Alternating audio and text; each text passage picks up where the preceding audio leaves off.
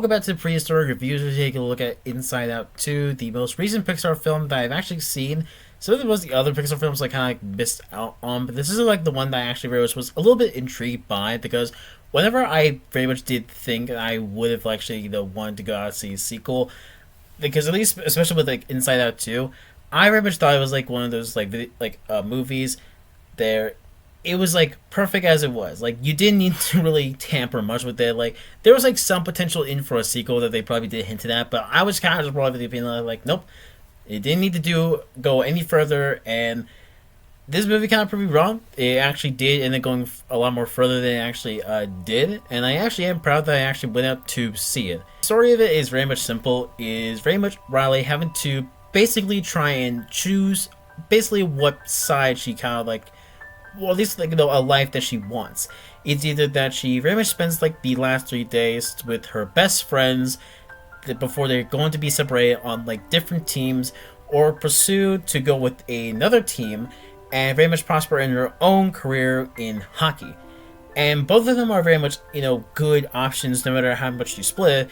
But the more like main core of it is kind of just like, what does this mean for Riley? Like, if she chooses either or, would that make her a bad person for doing it so?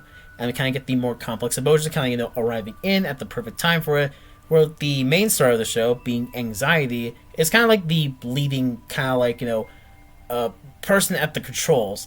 And they do a perfect representation with anxiety, at least in my case, where it is just this like just fast pace all over the wall, like like nuts to butts, just like little like fray that is like very much like thinking about every possibility of like what could go wrong, how it can go wrong, and just everything that makes you just like feel like everything is like going to go horribly wrong. And despite them being at the controls and having the best intentions, like what they want for Riley, it's very much clear that they are very much trying to make it so as if this is like the only way that they're able to do this, and keep just adding on a lot to the pressure to it.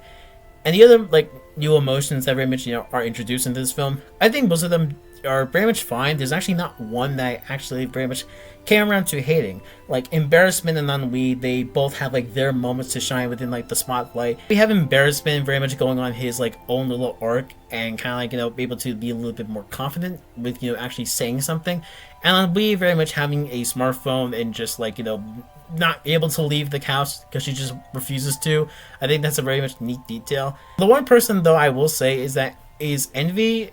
I sometimes forget she is actually Envy, because she kind of acts a lot more like Anxiety's kind of like number two, which I guess it kind of makes sense. Like like both of them being together to add on to the worst things makes sense.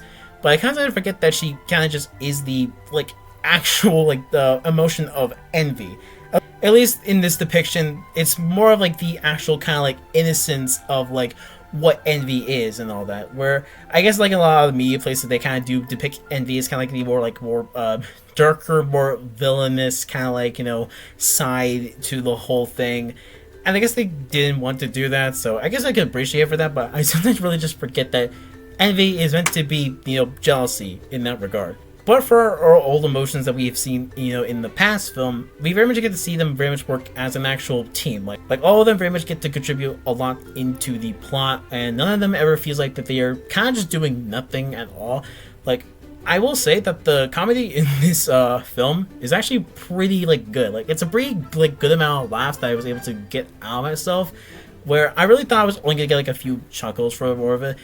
But they were good. Like, the jokes were just full out solid, and it was actually one of the more like funnier Inside Out movies that I've actually seen in a long while. Though I will say though that even I guess for like a Pixar film, I guess it was just that I was like missing some like at least the, well, I can't say they didn't pull at my heartstrings all that much, but it is very much less impactful.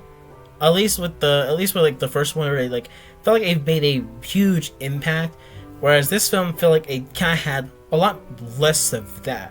Not to say it didn't do its job right. They absolutely did do its job right. They absolutely, cooked in the kitchen with like basically everything. And overall, Inside Out 2 is honestly just a very much just good Pixar film. Like, there's honestly nothing I could say bad about it. Like, I guess the one thing I would say that like the movie is like, it felt very short. Like, it went by like very quick. Like it was like an hour and 30 minutes, but it felt like I was just like watching like 30 minutes, and it felt. And I don't know whether or not that's like a good or a bad thing to more or less say about a film, but I still liked it regardless. Like I still do love the original Inside Out film. I'm not sure whether or not to say that like that this film is like more like over the original or like below the original. I think it's kind of like in the the middle over it, where I think it's absolutely a welcome addition to like Inside Out entirely because of it. But I also very much think that like it is a little less emotionally impactful. But they do get their stuff right. They do tug at your heartstrings, and I think it'll get the message like very much right across for like almost everybody. And another thing I gotta say that I also gotta appreciate is Riley being her own character, because like in the first film, she did felt like that she was kind of more just like there to represent the kind of like destruction of the first film, with the other emotions like anger, fear, and disgust were kind of causing without these without joy and sadness.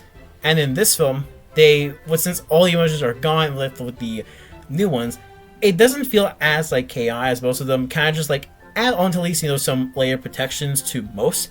But anxiety is kind of more of the main kind of driving force that has like more of the best intention, but kind of goes wrong on the bad way, where like she kind of doesn't think about the consequences of like what could happen.